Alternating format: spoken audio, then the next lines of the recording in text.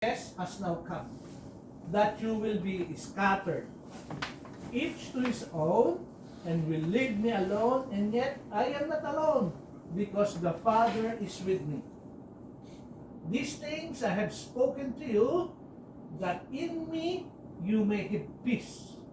In the world you will have tribulations, but be of good cheer, I have overcome the world.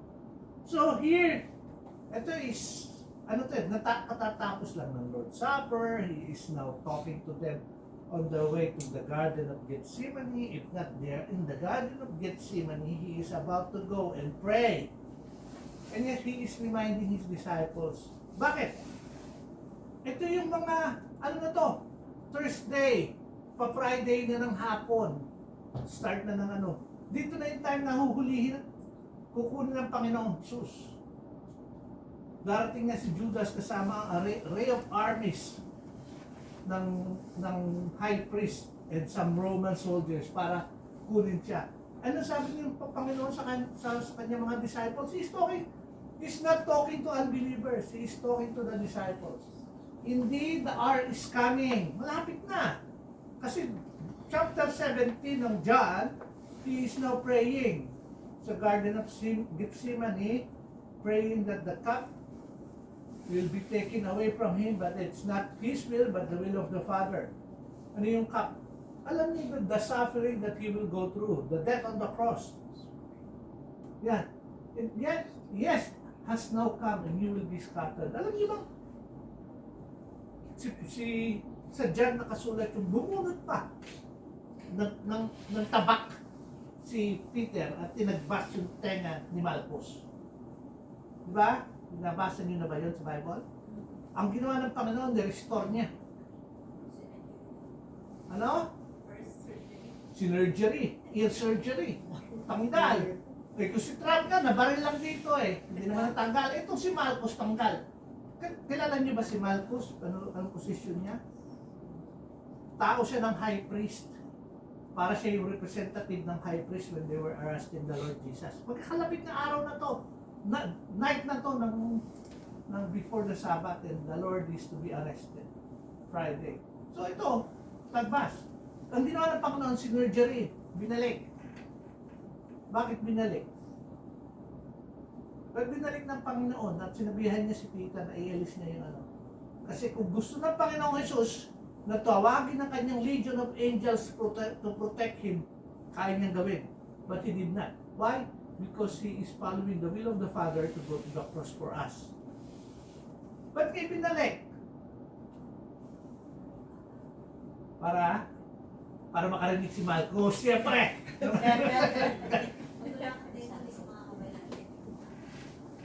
Ganun ba? Importante ang tenga. Kaya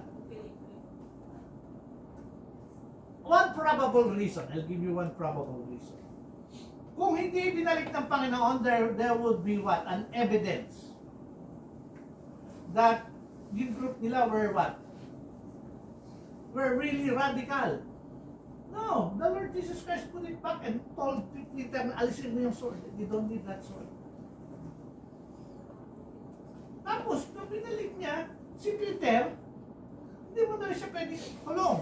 Kung wala ka naman ebidensya Hindi naman pwede sabihin ni Malchus, tanggal yung tenga ko, tingnan mo, hulihin yan. Sasabihin ng high priest sa kanya, Malchus, gumising ka, nakabit yung tenga mo. Hindi masakit nung una We don't know, but the Lord put it back. So, here we see that the Lord is the one willing to go through all this. Anong ginawa ng mga disciples after he was arrested? Si Peter na matapang, when the Lord was arrested, he denied him 3 times.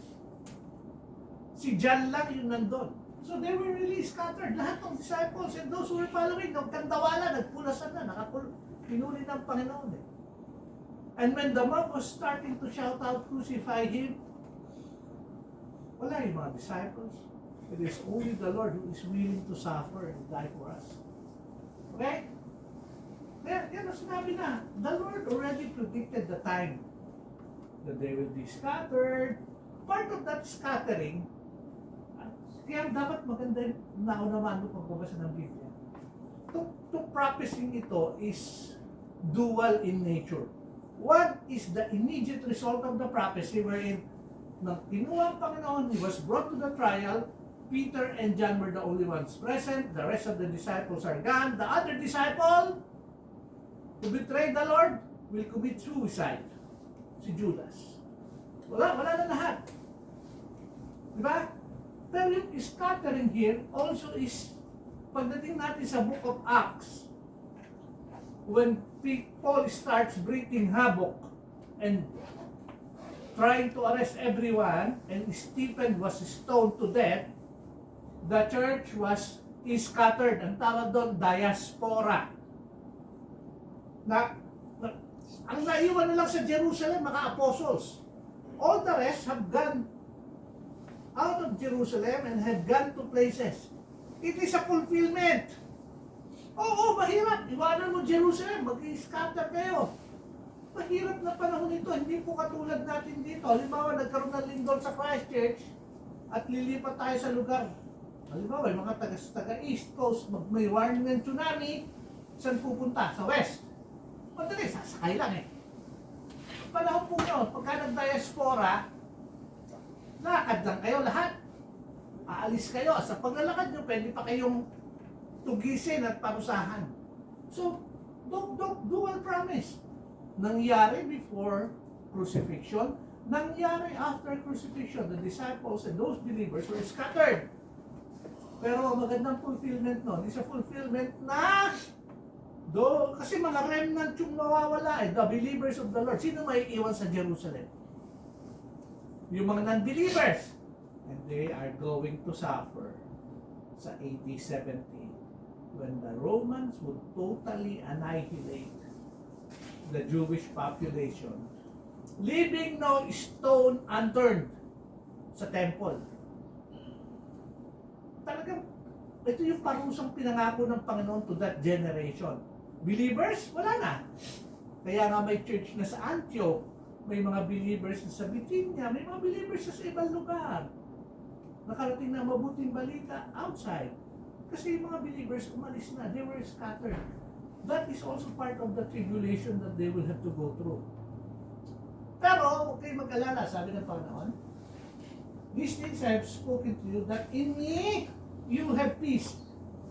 Bakit may peace? Eh kung nag-ahabol na kayo, there is real danger. And yet, sa kabila ng danger, there is peace. Why? Because of the Lord Jesus Christ. Sabi niya, in the world, you will have tribulation. The Lord Jesus Christ is now telling them, the disciples, na life will not be easy. Kaya nga lahat ng disciples died in such a harrowing death. Kasi nga, may tribulation, but be of good cheer, I have overcome the world. Because you have the Lord Jesus Christ, and He has overcome. Sa ating huling verse, yun din ang ating pag-aaralan. So, ano matututunan natin about church growth? 3 things lang. Growth despite suffering. Yung mga mananampalataya ng panahon na yan, hindi sila yung, uy, titigil na tayo kasi pinaghahabol na tayo. Hindi. Sa kabila ng pinagdadanasan nila, they continue on trusting the Lord Jesus Christ for their lives. This is what it says. Ito pag-aaralan natin. I will not read them. Just 3 verses. Okay? Growth despite suffering. Ito yung sa ating church growth. Di ba yun ang main? Ito sub natin. Last week, growth by the word. Ngayon, growth despite suffering. Mas may paghihirap. We can grow in the Lord. Ano yung mga pointers? 1. Suffering experienced by every believer. Gusto kasi natin, mga mananampalatayang nasanay sa ginhawa, Lord, accepted kami dyan. Hindi. Wala pong exemption, especially during the time when the believers are being hunted. Sinong number 1 hunter nila nung araw before he came to know the Lord? Saul. Si Saul, who becomes Paul, siya yung number 1. Meron siyang letter. Pupunta siya ng Damascus. Bakit? To bring those who are believing in the Lord Jesus Christ in chains. Hindi lang in chains, so sometimes to kill them because of their faith. Basahin natin, verse 14. For you, brethren, sino yung brethren niya rito? Those in Thessalonica became imitators of the churches of God which are in Judea in Christ Jesus. For you also suffered the same things from your own countrymen as they did from the Judeans. Oh. Kaya sabi ko sa inyo, yung prophecy ng Panginoong Jesus about being scattered, it will become well known. Why? Tandaan nyo, yung church sa Thessalonica is second missionary journey na to. Nagkaroon ng dispersion, Acts diaspora, Acts chapter 7, after the death of Stephen, Philip went down to Samaria para magbahagi sa Samaria. The rest of the believers, alisan na, naiwan na lang sa Jerusalem, mga apostles. And then eventually, alis din sila kasi hindi naman sila part ng AD 70 destruction. So, nung nag-alisan na sila doon, ba't sila nag-alisan? Kasi, itong mga sa Judea were so against Christ, anyone who is a believer of the Lord, they want to kill. Basahin niyo Acts chapter 4. Nagpagaling si Paul tsaka si Peter and John. May naglilimos na paralytic. Sabi ni John, and Peter ni John, silver and gold I have none, but much as I have give I thee, in the name of the Lord Jesus Christ, rise up and walk. Yung paralytic naglakad. Namangha ang mga tao. Paano siya gumaling? Hindi dahil kay Peter and John, because the Lord Jesus Christ, whom you have crucified. Yun ang sabi ni Peter. Naku, nagalit niya ng mga leader ng Jerusalem. Anong ginawa sa lapi? Nabugbog sila. Eventually, gano'n na nangyayari. Gano'n din ang nangyayari sa Church of Thessalonica. Kaya nga sabi niya, for you, brethren, became imitators of the Church of God which are in Judea. Yung sa Church of Judea, sa Church of Jerusalem, believers are suffering. The church in Thessalonica, they are also suffering. Why? For you suffered the same things from your own countrymen, just as they did from Judeans. Yung mga Jews, the believers sa Jerusalem, they suffered in the hands of their fellow Jews. The Thessalonican church, they suffered from the hands of those fellow Thessalonians and some Jews. Kasi talaga yung mga Jews naman nag-induce para sila bugbugin, guluhin. Okay? So natin mababasa yan. Binasa na natin before we started it. O, basahin nyo. Ito nasa Church of Thessalonica to. Pabasa nga bro. Acts 15:5-7. But the Jews who were not persuaded, become envious, took some of the evil men from the marketplace and gathering among, set all the city in an uproar and attacked the house of Jason, and sought to bring them out to the people.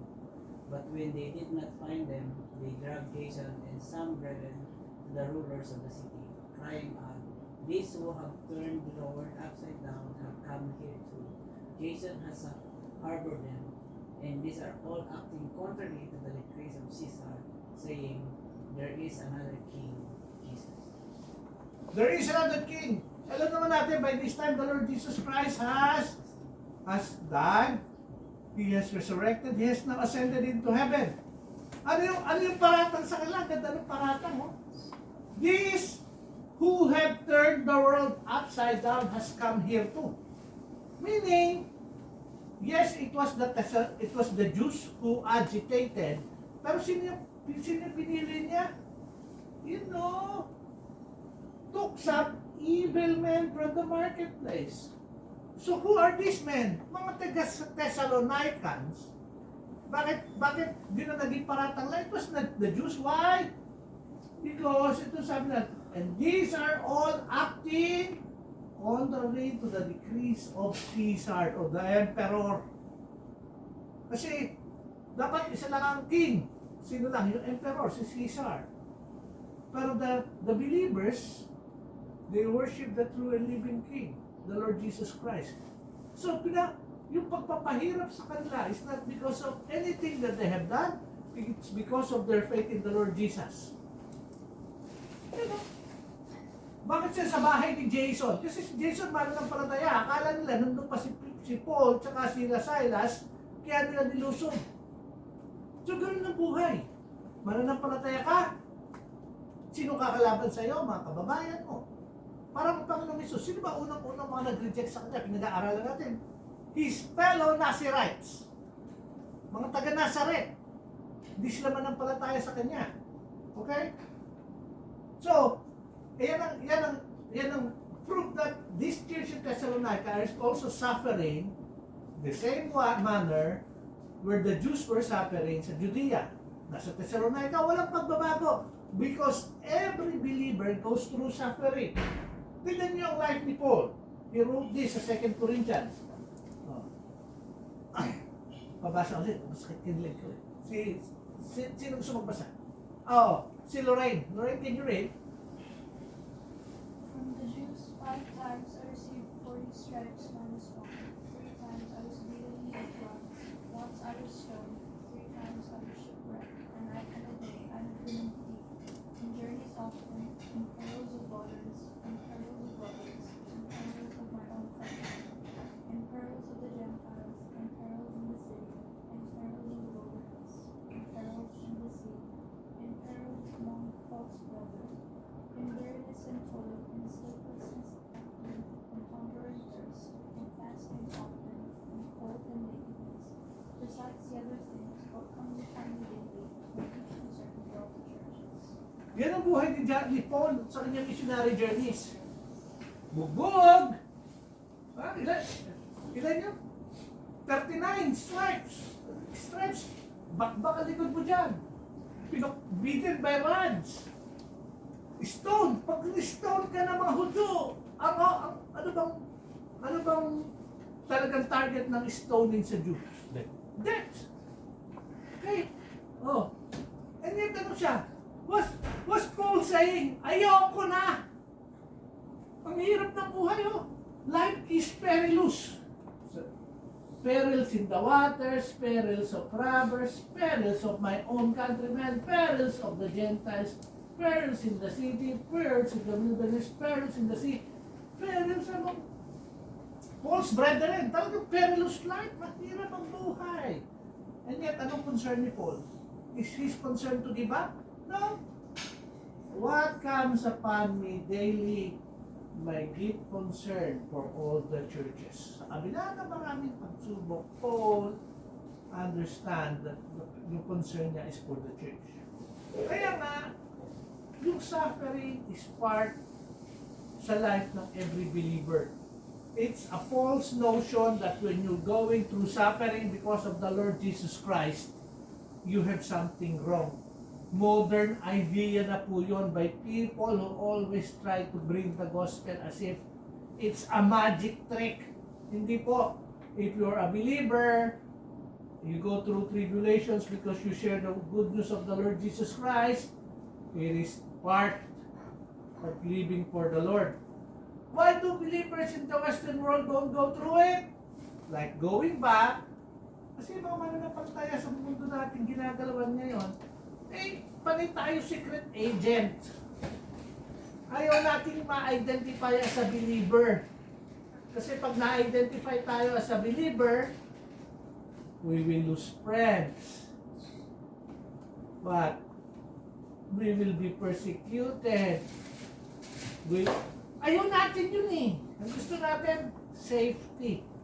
Believers in Thessalonica and Apostle Paul, no. Because parcel of being a believer is going through suffering. And everybody who's a believer will go through it one way or the other. If you really are living for the Lord. If you don't, then you will never be persecuted. Why? Because you are just like the world. Walang pagbabago. Suffering in the hands of those who hate Jesus. Ano sabi ni Paul sa taga-Thessalonica? 15, who killed both the Lord Jesus and their own prophets. Yung mga Hudyo, napakagagaling dito and have persecuted us, and they do not please God and are contrary to all men, forbidding us to speak to the Gentiles that they may be saved. Ha? Don't get Paul wrong. Na galit siya sa Hudyo. Hindi po. Pag binasa niyo yung Romans chapter 9 to chapter 11, yung kanyang deep concern is for his brothers that they may be saved. Pero the reality is, his brothers, his fellow Jews, just like him before he became a believer, they are all haters of the Lord Jesus Christ. Kaya nga yun ang, di ba yung paratang la? These people have turned the world upside down. They're bringing a new king. Jesus. Galit na galit sila sa Panginoong Jesus. Why? Simple lang. Forbidding us to speak to the Gentiles that they may be saved. Salvation is found only on one. Only found in the Lord Jesus Christ. And people would forbid that they speak about the Lord Jesus Christ. Doon galit na galit yung mga Jews eh. Ayaw nilang marinig the Lord Jesus Christ. Until now. Why? Because the Jews until now are waiting for their Messiah to come. But the Messiah has come. And He is coming back again with us. So, expect mo na patuloy ang mga Hudyo to hate the Lord Jesus Christ. But God would come and send opportunities for them to go back. Kasi the Lord is a God that never changes. He has promised them as a blessing to others, and He will bless them. So the Lord will bless them. Pero only what? The remnants. The Lord Jesus Christ cursed the generation when He was here. The remaining generation that doesn't believe the Lord Jesus Christ, even if you're a Jew, you will never be saved. You need to put your trust in the Lord Jesus Christ to be saved. Both Jews and Gentiles, isa lang ang way to be saved. Faith in the Lord Jesus Christ. John chapter 5 verse 18. Therefore the Jews sought all the more to kill Him. Sino gusto silang patayin? The Lord Jesus Christ, because He not only broke the Sabbath, but also said that God was His Father, making Himself equal with God. Bakit? Anong background niyan? Sabi kasi ng Panginoon Jesus, I am doing the work that I see my Father doing. What He does, I also do. Pagka ang Hudyo kasi, they understand there is only one God. And we believe there's only one God.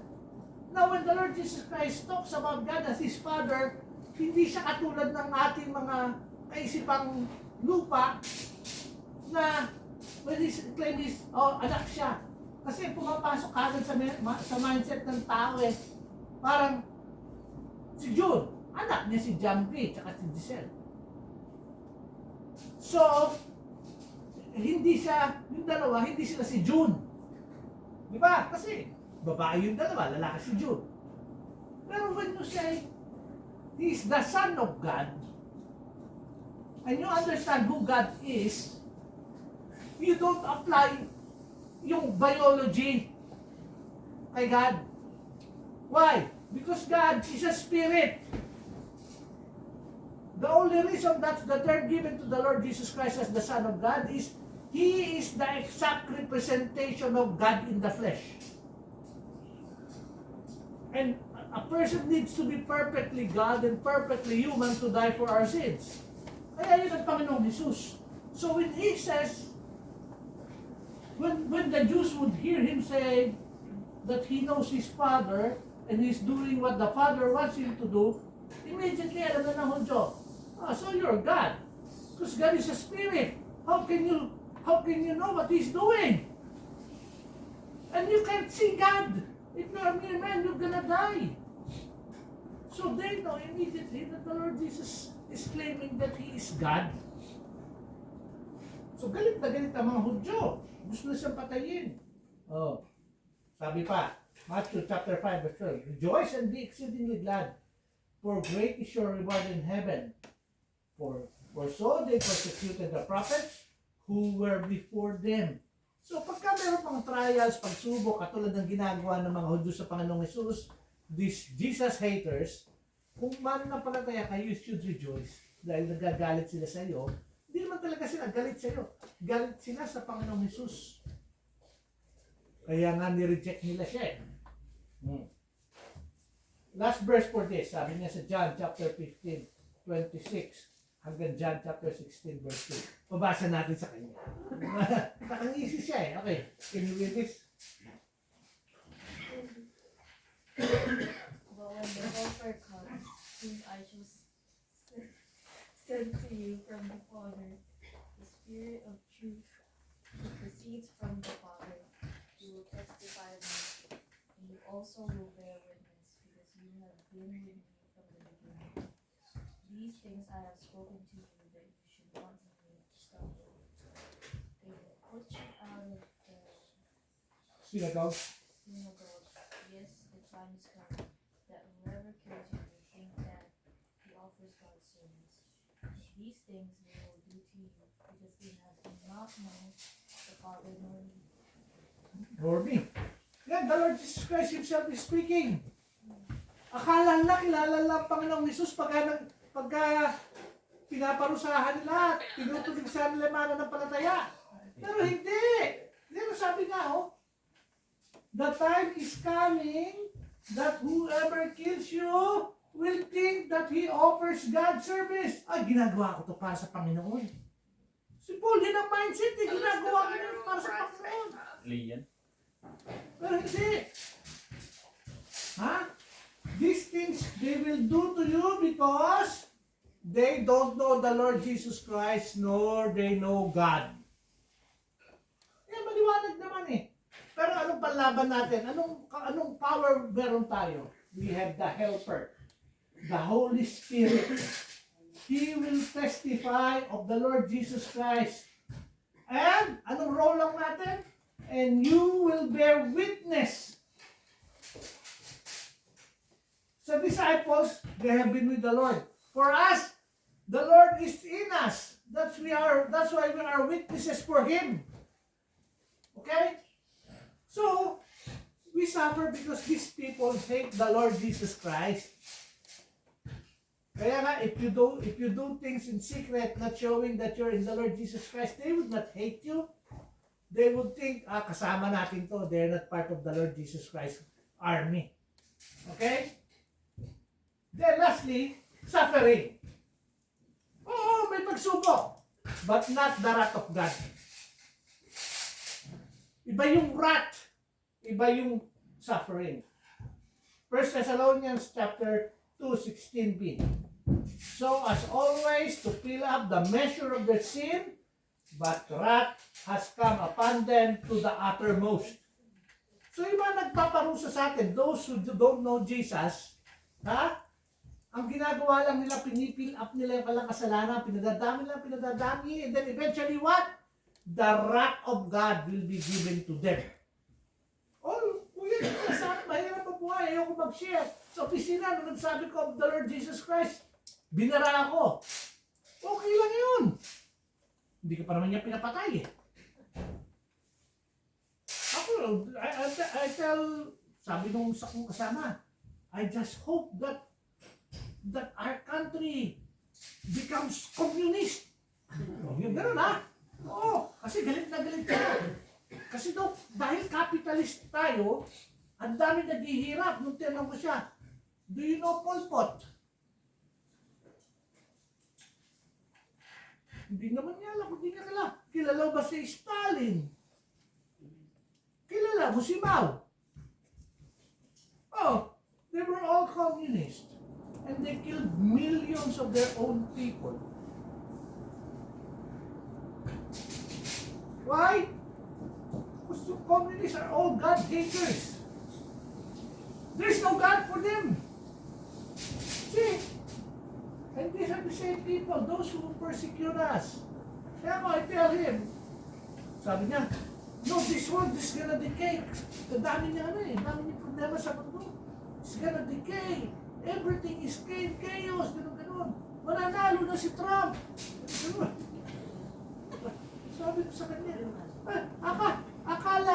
sabi ko sa kanya, akala Akala mo ba sa paganda ang mundo? Hindi. Kung hindi ka handa, you will face your Maker and He will condemn you to hell. Ayaw niyo maniwala. And I don't believe in God. Obviously, you don't.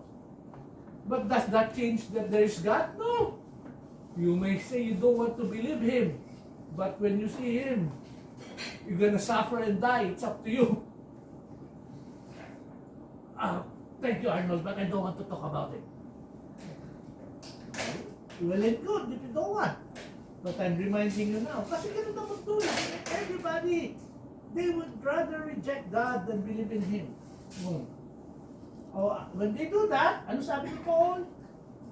So, as always, to fill up the measure of their sins. Pinalalak na nila pinalalaki.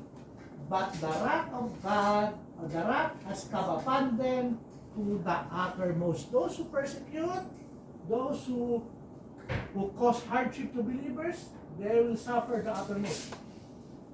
Sabi niya nga, therefore you are witnesses against yourselves, that you are sons of those who murdered the prophets.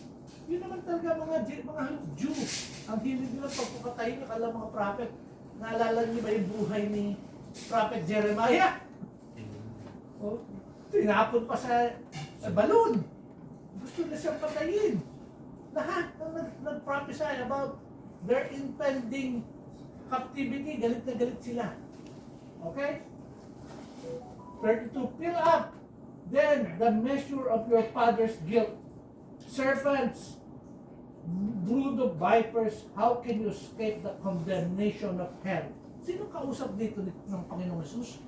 Mga Pharisees who think they are religious, but no, they are rejectors of the Lord Jesus Christ. They are rejecting the Messiah.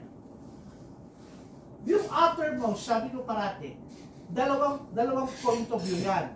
Yung unang point of view is the immediate context. Ano yung immediate context? Matthew 24:6-7. You will hear of wars and rumors of wars. See that you are not troubled. Sino kausap niyo dito? Mga disciples. So may mga wars and rumors of wars. Huwag kayo mabahala. For all these things must come to pass, but the end is not yet. Hindi pa tapos. For nation will rise up against nation, kingdom against kingdom. There will be famines, pestilence, and earthquakes in various places. Nangyari po yan noon before AD 70. Ang immediate context, AD 70 is coming. Those who rejected the Messiah, they will all die.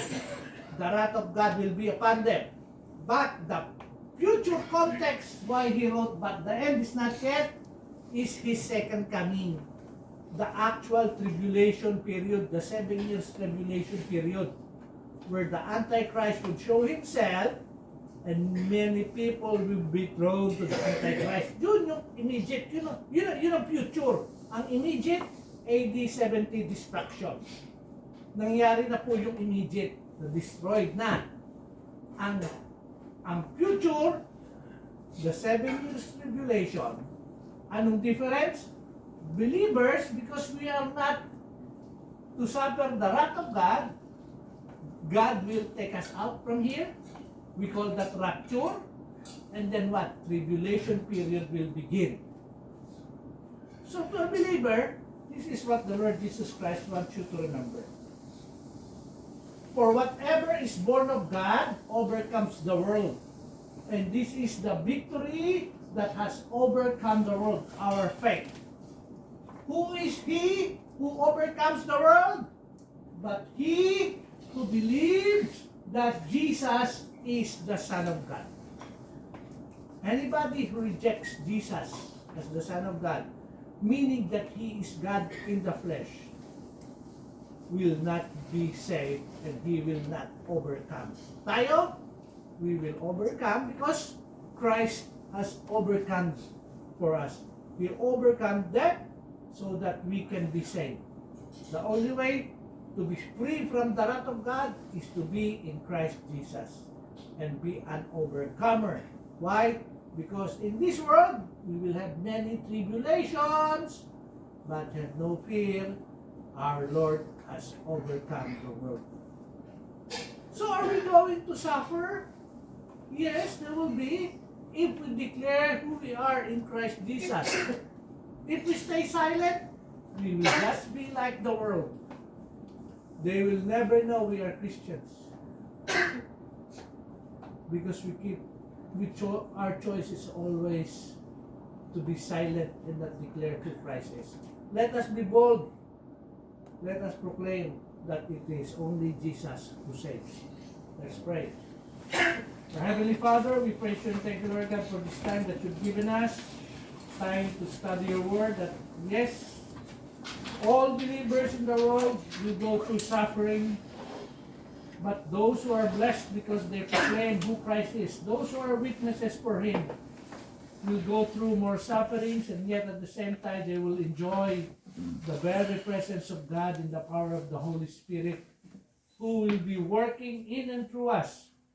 Lord, help us to be overcomers in our daily lives by being willing to declare that only Jesus saves, and salvation is only found in the Lord Jesus Christ. Lord, teach us to live humbly, to live a life that is willing to go through suffering, to proclaim the good news that there is eternal life, and this life is found in Christ. We praise you, we thank you, Lord God, for this time.